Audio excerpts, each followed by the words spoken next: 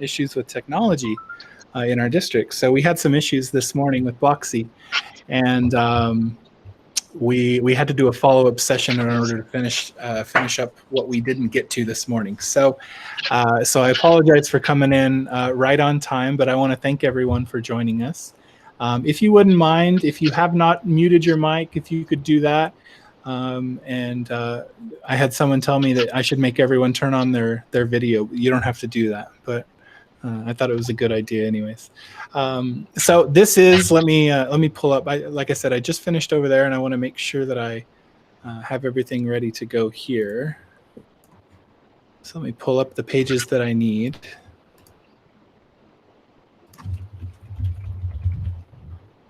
The first thing I need to do is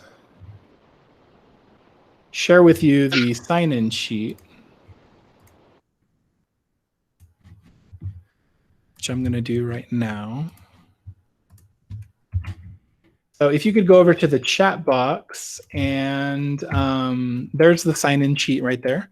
If you could go ahead and sign into today's session. If you signed into mine earlier, go ahead and sign into this one as well, so you get double bonus points from your principal. You get 2 high fives instead of, or we can't even do that right now.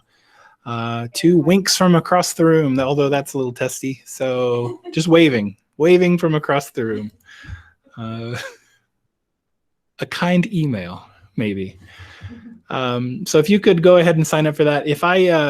If you notice anyone coming in, and I had Amanda Hale help me out with this morning.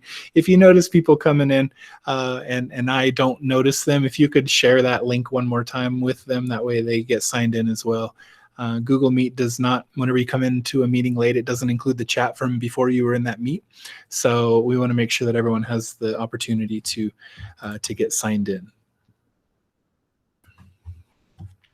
So you signed up for the advanced Blocksi tutorial, and you know, some of you are going to have tips and tricks that I don't have today because you use it in your classroom so often, and so if I'm missing something along the way as we go through this, please let me know. But I know that there's some tools that are not explained very well on the Blocksi side of things on exactly how it works and exactly what you can do to fix the issues that come along with using them. If an issue pops up, then you're kind of stuck and you're not sure why it did that. There's really there's nothing that explained to you why it did what it did.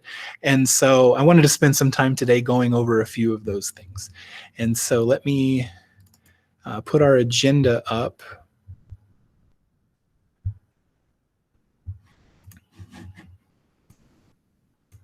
I'm going to go ahead and share my whole screen that way, because I always forget, like halfway through. I always think, yeah, they're following along with exactly what I'm doing. And then it turns out, no, I wasn't sharing the right screen. So there you go. There's our agenda today. We're going to talk about the assessment tool, which they have cleaned up a lot since we first started going with Blocksi. And this is a really, really good tool for everyone to use. We're going to look at insight reporting and look at why it's not that great, but what you can do how we can help you, how we can assist you if there is ever something that does come up later on that you do need those insights into. We're going to look at the website rating tool, and that is not something that'll take too long, but then what might take just a little bit of time is to create personal filters and policies.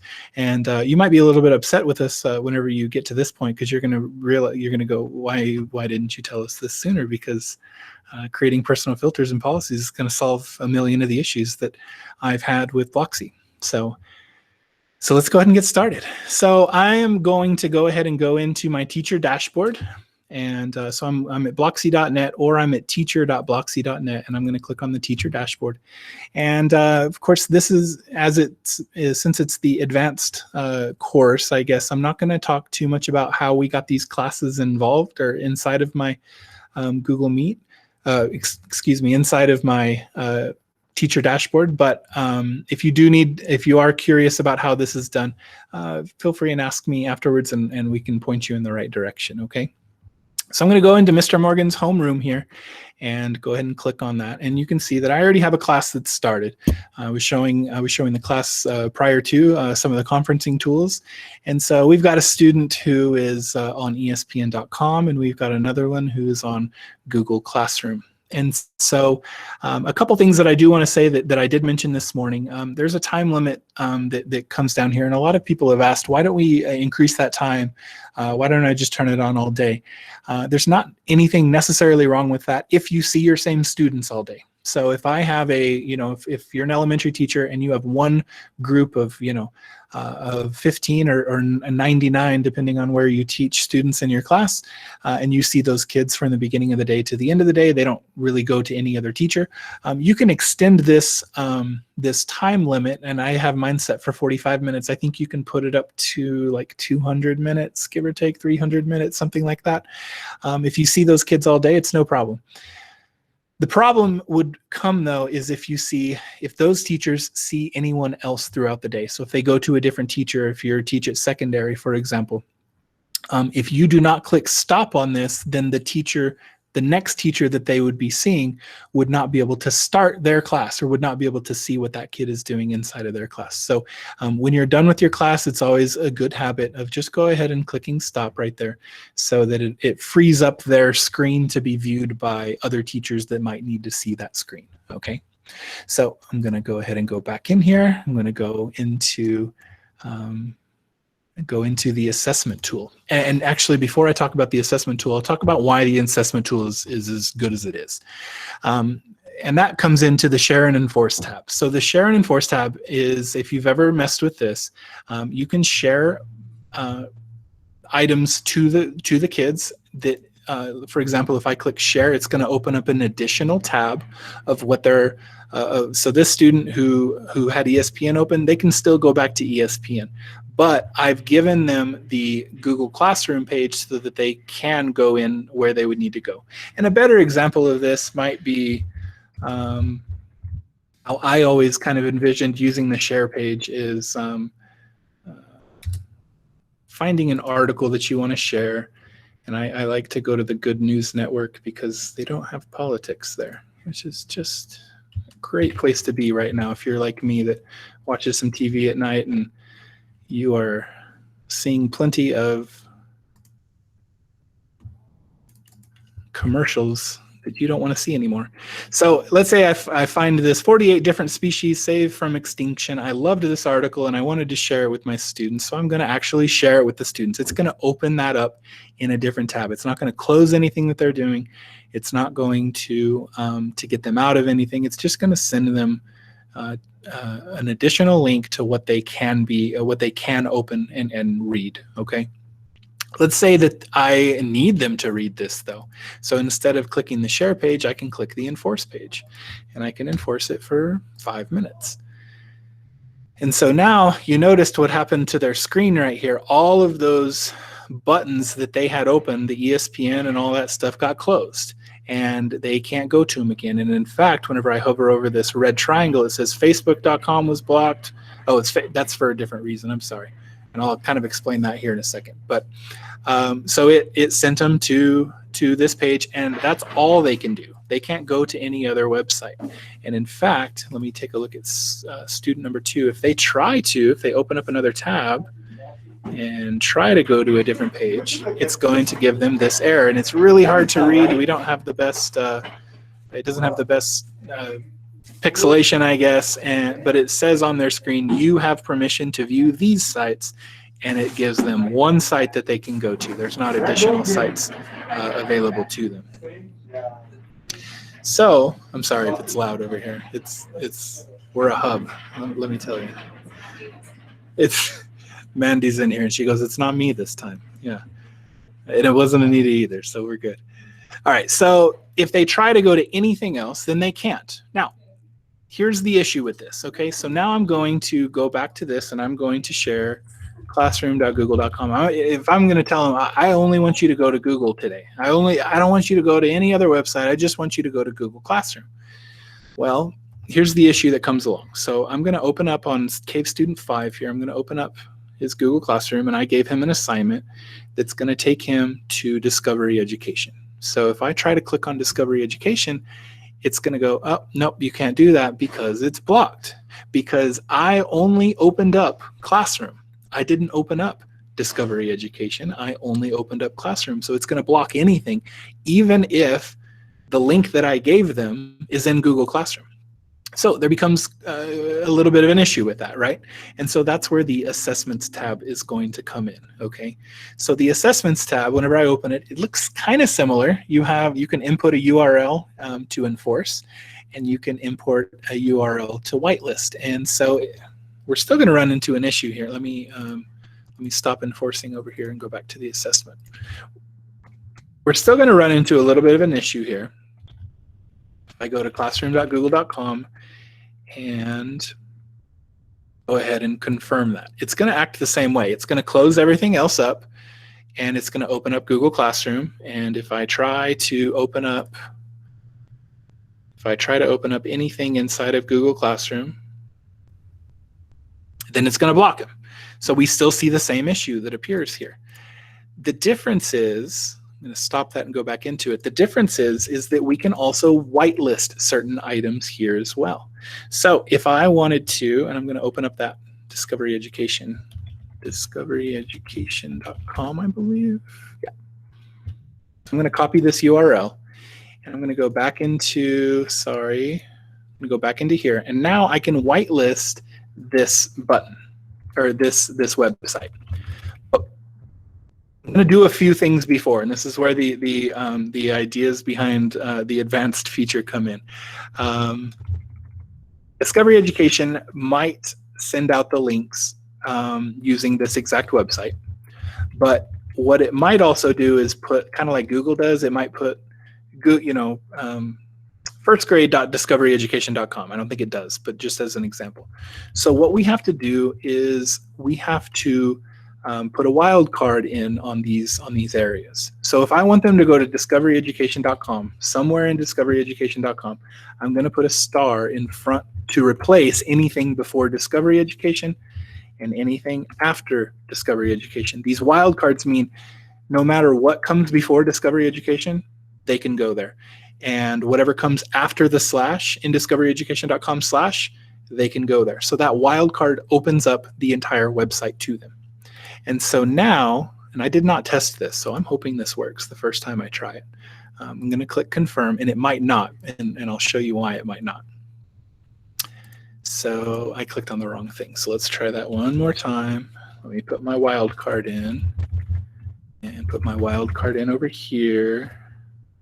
I'm going to let them go to classroom.google.com. All right, now let's confirm. So it opens Google. Let's see if this works. And if it doesn't work, that's okay too, because we're going to have a fix for you. If I click on the assignment and click over to it, now it does let me go to that website. So it did work the very first time. So now, just by putting in that discoveryeducation.com with the wildcards at the beginning and at the end, now the student is able to go to this website and complete the work that I assigned to them. That becomes a little bit tedious, right? Having to put in every little piece of information, and especially if you're doing it on the fly, kind of like I am. So what it also does, what Blocksi can also do is there's two different ways that you can use this. Okay, so at the very bottom, you can see the assessment button here and the web apps. Okay, so this is going to the assessment is going to force them to go to an actual assessment. Now, whenever I click on the assessment, my options are fairly limited. But let's say I want to, and really the only two that we have is Classroom, Google Classroom and Google Forms. You might use Kahoot, you might use Quizlet in your class, and these are available to you. But let me show you what it does whenever you click on Google Classroom. When you click on that, it's, I'm going to do Google Forms. When you click on that, it's going to ask for the form that you want the students to be enforced on. So I'm going to find that form, in which case it's the form that you filled out, which I'm going to type into the chat one more time, just in case you haven't signed in yet. And I'm going to input that URL into the form. So if I created a Google form for my students and I want them to create it, to complete it, excuse me, I can put this form into the assessment URL section, click confirm, and see what it does. It gives the enforced page the form that I sent out, but it's also going to whitelist items for you. This is very good so that you don't have to figure this out. You would have never figured out view form, question mark, USP. I mean, that wouldn't have been something that came naturally, right? So here it is though. So it does it for you. All I had to do was click on the assessment, input my URL for the actual form I wanted to send out, and then it filled in the whitelisted URLs for us. So now whenever I click confirm, it's going to close all the tabs except the Google form that I sent out. And because all the whitelisting was done for me, when the students are ready to click to go down to the bottom and click submit, no matter where it takes you, it's going to take you, it's going to let them submit, it's going to let them complete that, okay? So, so using the assessments, I'm going to go ahead and stop that and go back into assessments. Using the assessments button is going to give you the opportunity to basically keep them into the assignments that you want to keep them into and not get errors along the way. So that's a good place to be. Now, similarly, very similarly, you can, instead of clicking on assessment here at the bottom of this, you can click on the web apps button. And the web apps button is going to open it up just to a few more items. But again, maybe I only want to send them to Google Classroom. And so whenever I click Google Classroom, it's going to do the enforced page. It's going to open up Google Classroom, but it's also going to whitelist. Now we've whitelisted 5 additional items in that these are things that they might be able to, that they might need to use during, if you're keeping them only inside of Google Classroom. Now, again, if you take them outside of Google Classroom to Discovery, you can still add a field here and add your wildcard at the end. And they'll still be able to go there, but you'll have to do anything manual like that. But it's gonna add more of the whitelisted URLs for you so that you don't get stuck along the way. So I'm going to go ahead and click confirm on that. And even though it worked without the 4 additional items, I'm going to go ahead and go back in there and make sure that they can go into their assignment, they can go into Discovery Education, and get to where they need to go. Okay. Now, are there any questions about that? So we'll kind of, I'll stop for just a second and go there. Stephen, I have a question. Sure. This is Heather Woodham. On the groups, I have some small groups I've already created. Yep. So I tried to go in just now to create a group that was larger, and it won't let you put a student in more than one group. How do I, so now I can only choose from the groups I've created. I can't do the assessment for the whole class. How do I do that? I mean, you can do the assessment for the whole class in that. So there's this enforce to group, and it's in group 1. But I didn't click the enforce URL to group. So, okay. So it's going to go, if I click the confirm button here, it's going to go to everyone. If I only want it to go to group 1, and I'll go ahead and in my, let's see, in my group 1, I have student 2 and 5. So let me save that. And now instead of clicking confirm down here, I'm going to click the button up here. Oh, well, it helps if I actually put something in there, right? Okay, group 1 and enforce to group 1. Now it's only going to open it up for that one student and not the others. So it's going to, basically the confirm button is for the entire class, and you'll have to click on the other button to send it to the groups. Thank you. I wasn't paying attention to that. No problem. Any other questions about this section? Oh, question in the chat. Do those sites on the whitelist remain, or do they have to be reset every time you use the assessment tab? They would have to be done each time, but having said that, let's say I wanted discoveryeducation.com/wildcard. I'm going to put my wildcard at the beginning as well. I can save this up here at the top with a preset. So I have some custom presets up here. But let's say if I save this as a preset, I'm going to do Discovery Education Assessment name, make sure that, okay. So now whenever I go into my presets, if I click on Discovery Education, it's going to be there. So I'm going to exit out, go back in. Let's see if I change this to, let's see if I want those to go away. So if it's empty, I can go up to my presets, click Discovery Education, and it's going to go ahead and bring those back in. So it's basically a template that you can save right up here at the top. So thank you for that question, Michelle. Assigning the groups, is that like a breakout group? Yes, it is. And it is more used on the conferencing side, but again, you can send out groups, send out assessment tools to groups as well. And Leslie, we did a video right before I came in here over the conferencing and the breakout groups and whatnot, and we'll share that link out probably tomorrow when everything gets sent over to me. I'll send it over to all the schools. Okay, so we could spend probably like a day and a half on the assessment tool because it's one of those things that you're probably going to want to have a Chromebook nearby with a student account and kind of just mess around with it and see if it works. And the reason being is I did save this one, which is, let's see, Kami, Classroom, and Mystery Science.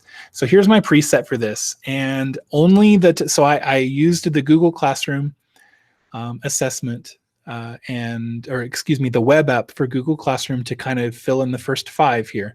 And then I added a few others. And the problem is that there was one of these that wasn't included, and I don't know which one it was.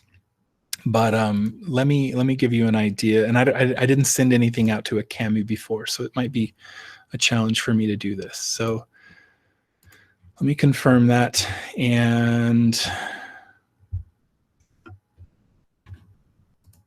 actually, I'm sorry, everybody. I believe it's this Google APIs that wasn't included on the others. Yeah, I don't see Google APIs anywhere. Here might be yeah. So basically what might happen along the way is to go from Google Classroom to Kami, it's not a direct connection. It doesn't click from one and go straight to the other. In this case, it goes through Google APIs. And so how do you know all of those hidden websites? How do you know what happens along the way? Well, if I open up Cave Student 5, you can see we have Google syndication.com just to get to this Good News website. Now, Good News website has nothing to do with Google syndication. It doesn't pop up anywhere along the way, but these are items that come across, that the student might come across.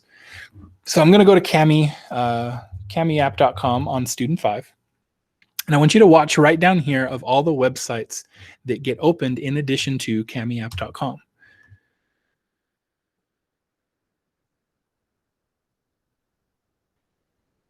Did I click on the wrong student? I think I'm in the right spot.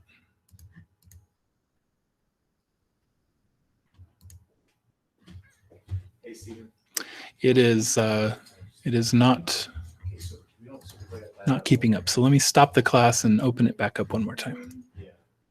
There we go. So on kamiapp.com, we didn't just let's see, as I click through, as the student maybe has to sign in. So you can see it. Here we have this statuspage.io came up. If they don't have access to statuspage.io, the assessment will stop them. So if you notice some of these happening, you can right click on this this weird website and click copy the link address and just kind of save it and know that if my students need to go to Kami, this is one thing that they're going to have to open. Okay, if they sign in with Google, here's my accounts.google.com. Whoa, that just blew it up. Here's web.kamihq.com, and so you can kind of if you have a student that's online doing a few things, you can just kind of take a look at all these websites that pop up and make note of them.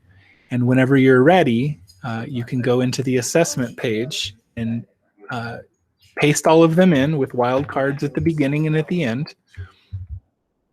And by doing that, you can add it to a preset that you have made. Now, we have tried to go through, and that's kind of why we're getting started here with, if you want to go to Kami, Classroom, or Mystery Science, we've tried to start gathering these hidden URLs for you. And at some point here where it says load preset, there's an admin preset. At some point, these are going to get shifted over to the admin side so that they become sent out to you as teachers so that you don't have to do all the legwork on there. But that might take us a little bit of time to get that completely sent out and ready for you. Okay. So I'm going to check the chat really quick before we move on. Okay, I don't see anything else. Is there any other questions about this? Again, some of this you're just going to have to kind of play around with. Trust me whenever I say this, you can't break anything on this end. So don't worry about putting stuff in there, and it's not gonna break anything. But are there any questions about the assessment piece before we move on to the next part? Okay, so I'm going to go over, let's see, the next thing on the agenda was the Insight reporting tool. And I'm not going to lie to you, this isn't as good as I would hope for it to be. But after you start a classroom, right here at the top right of the screen, you have a button called Insights. Has anyone actually used this? I'm just curious. If you have, type it in the chat and let me know.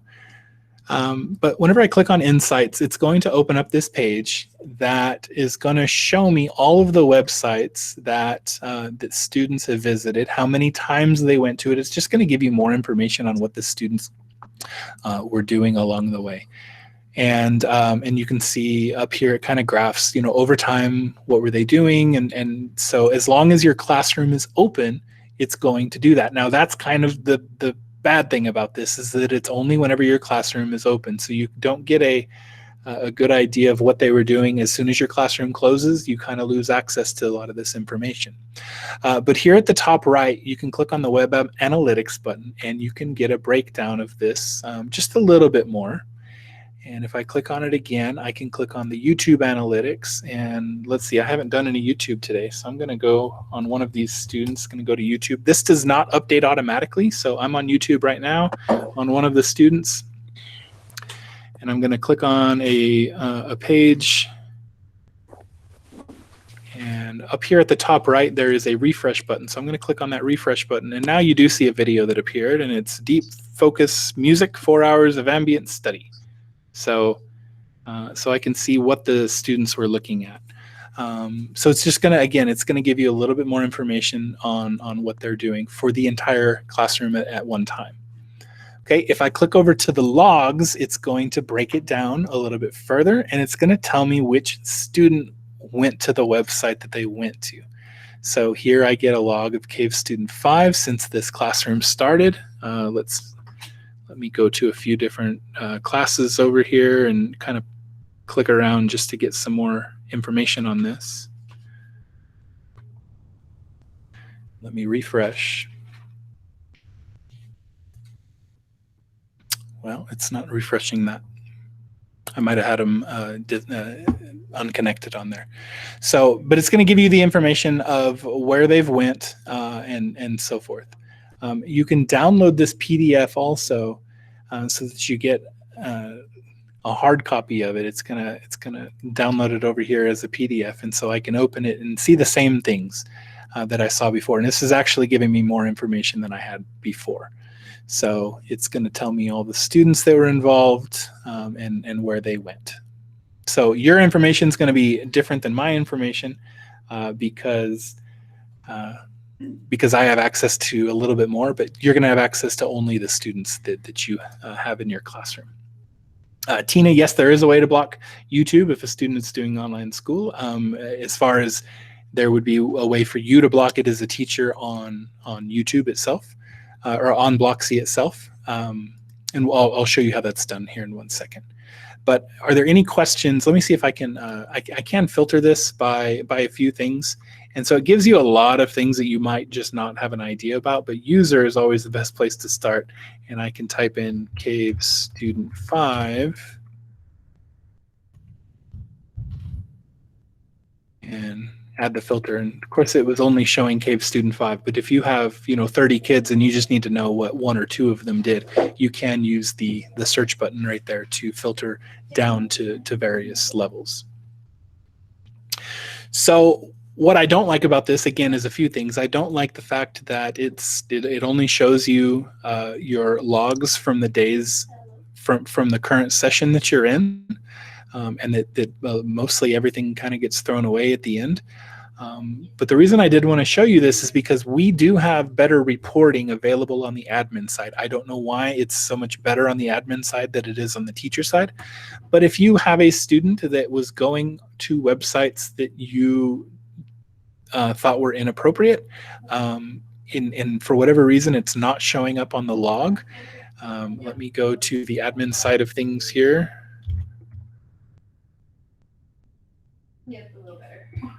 And we can run some reports. You know what? I better not do it on this recorded anyways. We can run some reports that do give us some full information on where they went whenever they were on that Chromebook. So you can just reach out to us. So if by going to these first logs right here, let me go back into it. By going into the Insights tool here, if you might be able to find what you need already. Because if you were watching the kid and you saw what they were doing, you're going to be able to see what that link was. But if you need more information, then reach out to us and we should be able to help you gather that information, okay? Any questions about the Insights? Or if anyone has used it more on the teacher side than I have, if you can let me know if I'm missing something. Yeah. It did clear up. Okay. So to answer your question, my class stopped. Oh, no, it didn't. There we go. To answer Tina's question, is there a way to block YouTube? Absolutely. So right here, you have a big block button on the far left.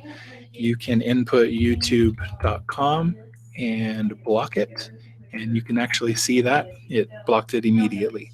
So as soon as I typed that in, it blocked it. And it will block this for the rest of the class, and it will block it for everyone in the class. But I can always go into the blocked section and delete it to open it back up for them if they need it later on. Just be aware that if they put a YouTube link into their Cami assignment or use Ed Puzzle, then it's locked. Yeah, one thing to be aware of though is if you have Cami assignments or really any assignments where you included a link to a specific YouTube page, that it's going to block that page on Cami or if it's embedded anywhere. So you kind of have to be careful with doing that. Okay, that is the Insight reporting. The next thing I had was the website rating tool. And so this is another quick one. And I'll kind of show it to you. Let me see, I'll show it to you like this. This is the admin site again. And I'm going to go into the content filtering here. And no, the policies. There we go. So if we have a student policy that I'll actually be sharing with you once we get it completely ready to go. I always get lost in here because they've recently switched some stuff around. All right, you're welcome. I'll do it like this.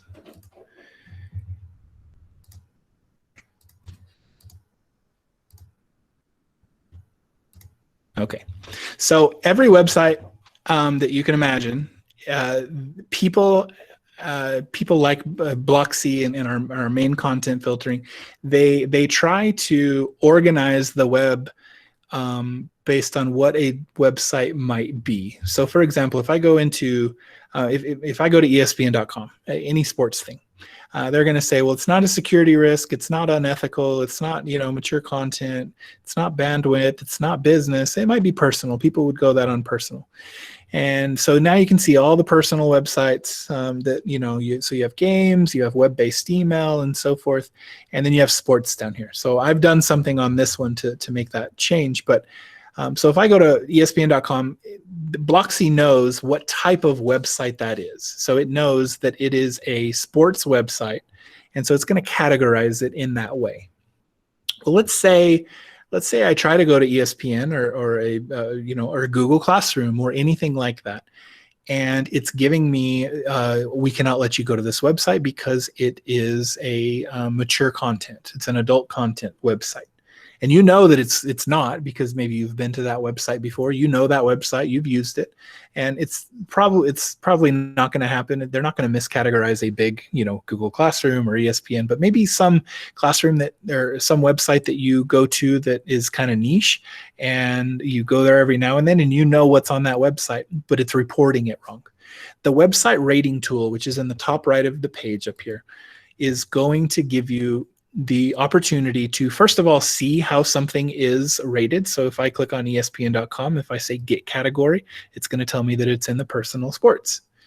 If I go to, let's see, www.msn.com, I know that that's a news organization, and sure enough, personal, and it's in news and media. If for whatever reason, if I type in msn.com here and it's coming up as a security risk or as unethical, what I can do is type that URL into the bottom here and select the category where I think it should be. So in this case, if it wasn't showing up as personal or news and media, I would come down here and find, let's see, there's personal and news and media. I would think it's in alphabetical order, but I thought wrong.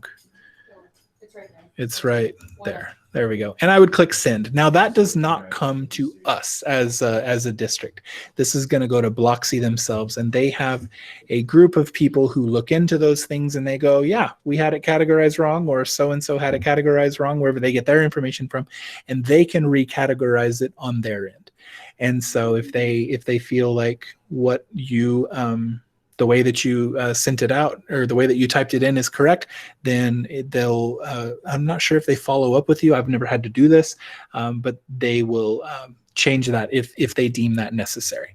So this is a really good tool of, if there is any website that, that you get from another teacher, or if you get from students, hey, miss, this website, yeah, it's really good for math, and you type that in and it just shows up as game. Well, it's more of a game than it is an educational tool.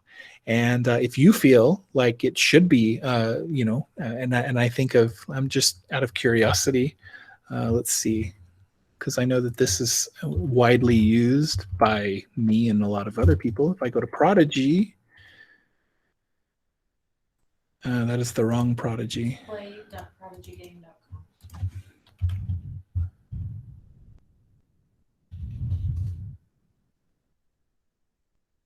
Oh, they've changed that. It's fancy.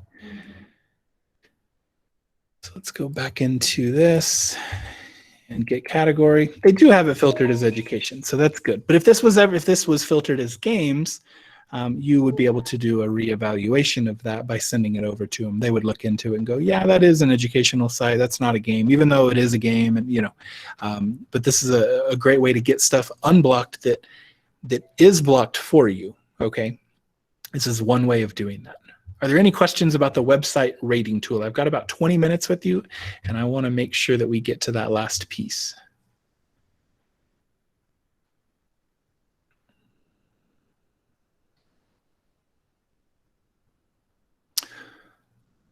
Okay. All right, so the last piece on this is going to be the one that might make you a little mad at us, because especially if you are one that has requested us to unblock a YouTube video or something along those lines, and we didn't get it to you in time. Let me go back to my dashboard. It's going to be the hamburger menu that is on the top left, but I want to make sure that I start from the very beginning on this one.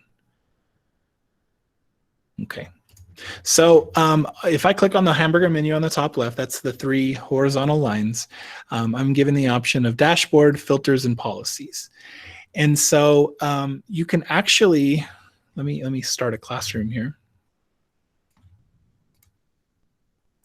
You can see that the student policy right here on my teacher dashboard is the policy that's being used. And if I click edit right here, I can see this policy, and I can get a drop down of different policies that are available to you.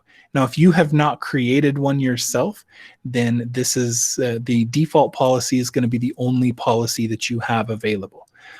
But you can create your own policy, okay? And your own policy is going, whenever you start your classroom, is going to allow you to open up websites that you think are appropriate without having to go through the district in order to get us to open it for you. Now, the caveat with that is we really have two different filters in the district, and really it's when you're on site and whenever you're off site. And I know that we were trying to get the off site to kind of filter through the on site till we get, so because of SIPA violations that could occur by opening up the web, basically the entire internet to all students. But so basically what would happen is if I were to go to the web, it's going to first check our main content filter, and it's going to say, well, is YouTube blocked by our main content filter? Well, of course not.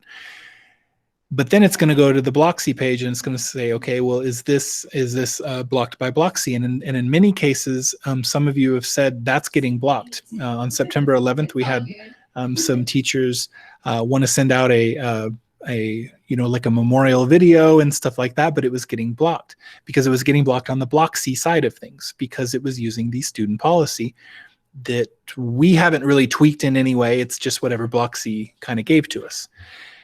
Now, a way to avoid that could be if you were to create your own policy, and that's what I'm going to kind of show you how to do here. Your policy is going to include the opportunity for a web filter, for you to block and allow. It's going to add a keyword filter, an application filter, and then a YouTube filter. But you're going to start from the policy. So I've already created this Mr. Morgan's policy, and let me just kind of show it off for 1 second. So I've created my own web filter, my own block and allow list, and all of these things are going to be superseded, or the Blocksi, the one that the district has sent out to you. So it's going to pick this one over that one as long as you tell it to. Now, let's see. Did I do the web filter? Sure. That's not what I wanted, though. As an example, okay. So I have blocked ESPN.com on my own filter, okay? This is my own block and allow list. I said you can't go there. But I said you can go to Facebook, okay? So... And if you're wondering, like, what in the heck, why would he do that? It's just to show it off. I'm not really like sending that out to kids. I'm not like, hey kids, let's hop on Facebook. But let me open up my classroom and kind of show you what I mean by the way that it's set up. When you created this, okay, so I'm going to use the main student policy. And if I try, and I've already done it on Cave Student 2, I have ESPN open. That is unblocked for everyone. But if I try to go to facebook.com on this student, I get an access denied. This is using the district's policy. So Facebook is blocked, ESPN is open. Well, I flipped mine just to kind of show it off. So I'm going to stop this classroom. And instead of using the student policy, I'm going to change the student policy to my policy. And I'm going to click save. And when I open it up, or whenever I click start, excuse me, now Facebook is unblocked and ESPN actually closed. So let's, ESPN is now blocked over here. So because I told it to, and it actually, oh, that's the other thing that I did. I'll have to show that off. But so ESPN is blocked over here, and it tells me here ESPN.com is blocked. So even though something was blocked by the district, you can set up your own policy to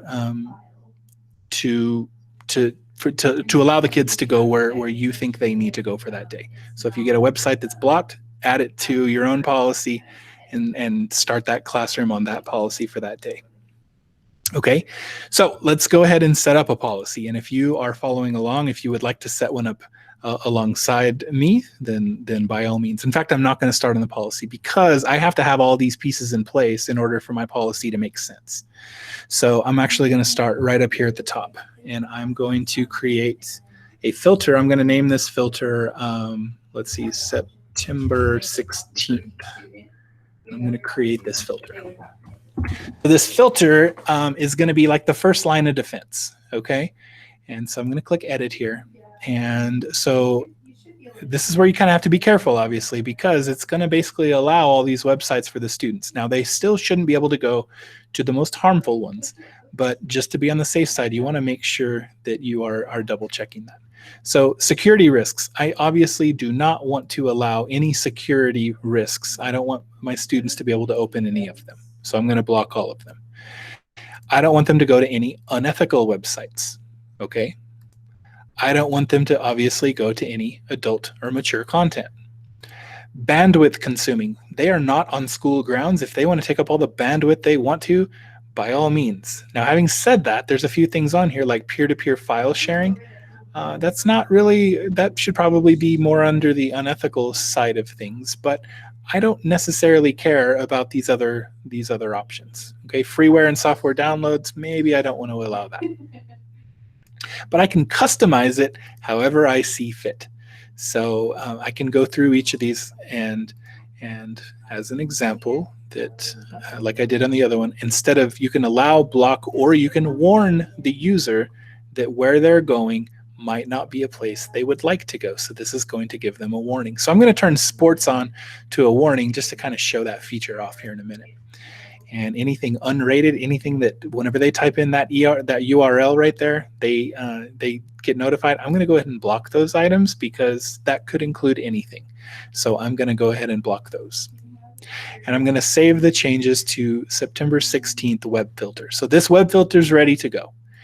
Now, the block and allow list is going to be how you fine tune it. So we're kind of taking the big approach with the web filter, but the block allow list, and I'm just going to kind of edit the one that's already here. This is where you're going to fine tune it to fit what you would want it to fit.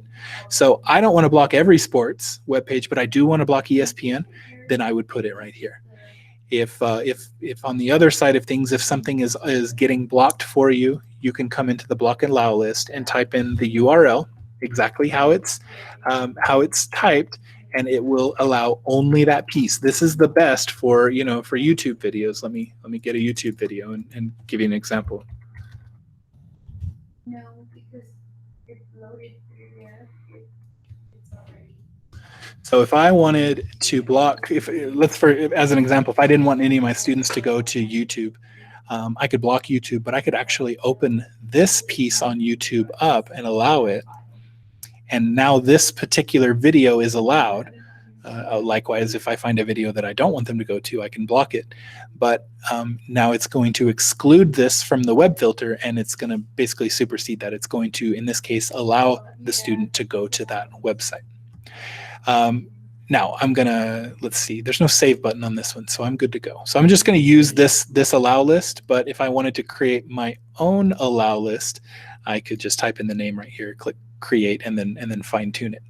Now I can set up keyword filters, and in this case I have done a keyword for ESPN and ISTE. Just again as an example, what the keyword filter does is if the student searches Google or any search engine for any of these video, yeah, like music videos, you could type in. You got to spell it right, by the way. Music videos, I can add that keyword, and now if they Google search for music videos, it's going to block that page. Okay, an application filter, this is very limited. This is because we're on Chromebooks, it's going to, it's going to tell you these are the applications that it can either allow or block. So if students are able to go on YouTube, the application on their Chromebook, which I don't believe we've pushed out a YouTube application, but if we did, then you could block that YouTube application and then click update, and now it's good to go. Okay, so but there's only 5 applications that you could block, and for the most part, I mean, why are you going to block these things? If you're a younger teacher, maybe you don't want your kids, to go to Gmail, you can block that and click update. But for the most part, you're going to leave these on. And then finally, I said up here you could do, your block allow list with, and you can include YouTube, but there is a specific YouTube filter, and you can do a category filter. So we'll go ahead and open this one up. So September 16th, and edit it, and you can see all of the different categories that YouTube might, I guess, gives video creators the option to set their video to. So maybe you only want the educational videos to be viewed by your students. Then you can set it to this. The one thing with this one is this is going to be reliant on the, as I said, the video creator. So it's going to be the person that put the video online and where they chose to put it online. So a lot of times we get like kids videos that are educational, but because they're music, the person put music, so they turned that on. So, but at the same time, if you open up this for music because you wanted the fun educational music to appear there, then then it's going to allow all music and not just the educational one that you picked. So again, this is kind of the broad view of. Sorry, my phone's going off and it said spam risks, which is very appropriate since we're talking about all of this right now. So anyways, that's the category filter. You can block certain channels or unblock certain channels. So if there's a specific video creator that you like that puts out some good stuff, you can unblock that entire category at one time, or that entire page at one time. And then also similarly, you can do a YouTube keyword. What? Go noodle. Let's say you wanted to block anything that was go noodle. Oh, that's sorry. You can add a keyword for that. And so now if they search for go noodle, then they would get blocked. Go noodle's awesome. I don't know why you would filter that. So, but there's some you can think of the music that is popular right now, maybe some specific songs that you don't want them to watch that I won't bring up right now. But anyways, so after you have all of these created and you have them kind of set the way that you want them to get to go, you can click on the policy and create a new policy. So I'm going to create the September 16th policy, and it's going to ask me which of these filters I would like to use. So I wanted to use the September 16th. I wanted to use the Morgan block allow list, the Morgan keyword, the application, the September 16th, the block list. And you would have to go through all of these. And this is why I was getting thrown off earlier, because you can leave this blank and it's going to bring up the access denied page that Blocksi has to offer. But I like to get them back on track. So I'm going to put in classroom.google.com so that if anytime they get locked from any of these websites, it's going to send them back to google.com. You want to turn on or off the safe button. And by that, I mean, don't ever turn off the safe search, just leave it on. And then you can click Save Changes. Now there is a way to export as a PDF. I couldn't get that to work yesterday, so I don't know if it's just something that's not working right now. But anyway, so that policy is ready to go, and I am going to go back into my classroom and go ahead and show you again where it would be. Now, again, as I kind of said earlier, you have to be careful with these, because if you just open up a new policy and then say that they can go anywhere, then that probably means that they can go anywhere. And so you have to be very careful on what you're allowing them to go to. So I'm going to stop this classroom, and whenever I am ready to start it, here it's going to filter. It's going to go back to the student policy unless I click this button. So I never like clicking this button. I would rather it always go back to the one that's already set up for me, but I'm going to click on the September 16th policy, click Save, and click Start. And now I am inside of that policy. Let's see, YouTube was one thing that we wanted to, we blocked YouTube, and sure enough, it blocked it, and it sent them back to Google Classroom. What was some other things that we did on this policy? I don't want to get out of it. Anything weird? Oh, we let's search for ISTE. So if I search for ISTE, it sends them right back to Google Classroom. So So I was going to see if it said ISTE somewhere on here, but it doesn't. So it's gonna, no matter where first of all, I should say it like this. The policy is unique to you. You can filter it exactly how you feel like they should be filtered. And you can set it to go back to any places that you want it to go back to.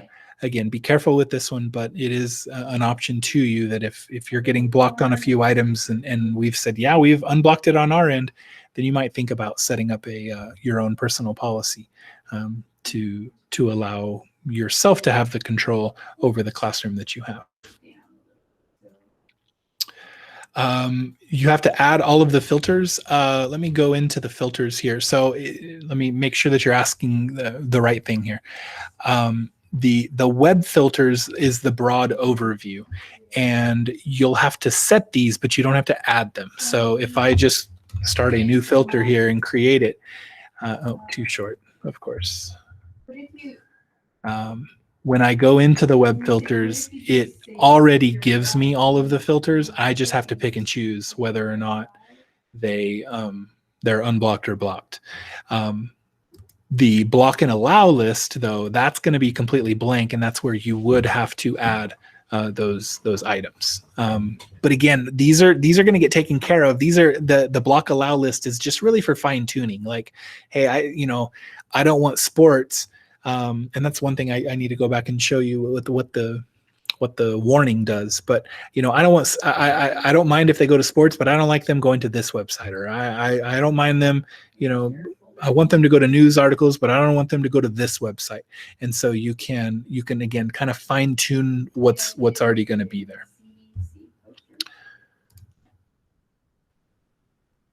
Let me go back into the classroom. Now I have 4 minutes left, and so I'm going to show off like one or two more things. But please type in the chat if you had any additional questions that came up while I was talking that I did not address.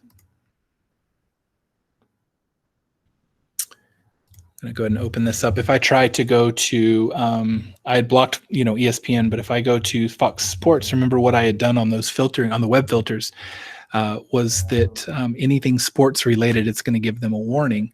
And that's what you see. There's a warning, and it says requested web page might contain inappropriate content. Would you like to proceed? And the student is given the option. Either yes, I would like to proceed, or no.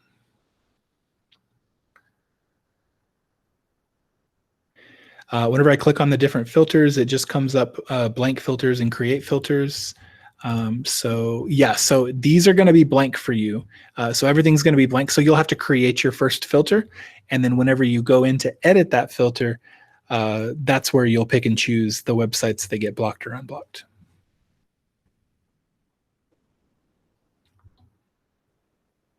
And we're trying to. I'm gonna mess around with it a little bit more this week. I believe there's a way for me to push out filters, so we can push out a filter that matches the one that's on the student policy, so that you're not having to build everything from scratch, and that you can basically start from where from where the other one is started from, and then you can tweak it from there. But we haven't been able to get that completely finished. I'm 99% sure it's possible. We just haven't done it quite yet. So keep an eye out. There might be something here the next time you come in. Any other questions about anything we've covered today? This is one of those things where you're going to want to get some checking on it before you send it to your students. So please feel free to, and let me share this with you just so that you all have it. Let me open up a doc. You can use this student account.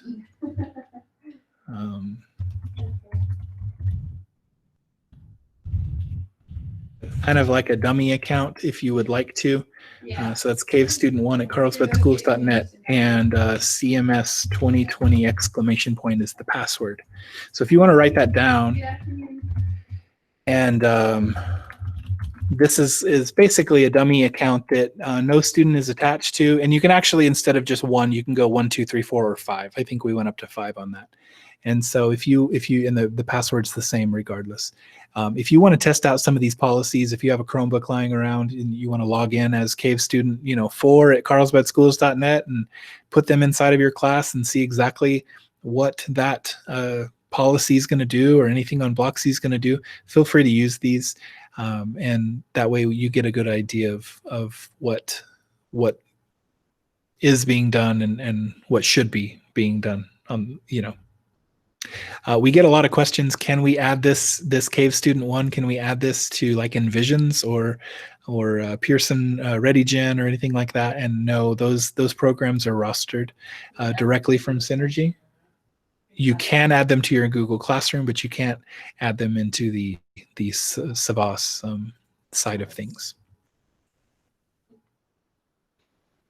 Okay, it is 3 o'clock. I said I would get you guys out of here at 3 o'clock. So I'm going to go ahead and stop the recording here in a minute, but I hope you guys have a wonderful rest of your Wednesday. There's only a couple more days left this week, and then you get a short break. So have a good rest of the day. If you have any additional questions, I'm going to hang out here for a few minutes until everyone kind of bails on me. So but other than that, thank you guys for attending. And if you didn't sign the sign-in sheet, I'm going to put that in the chat one more time so that you have it.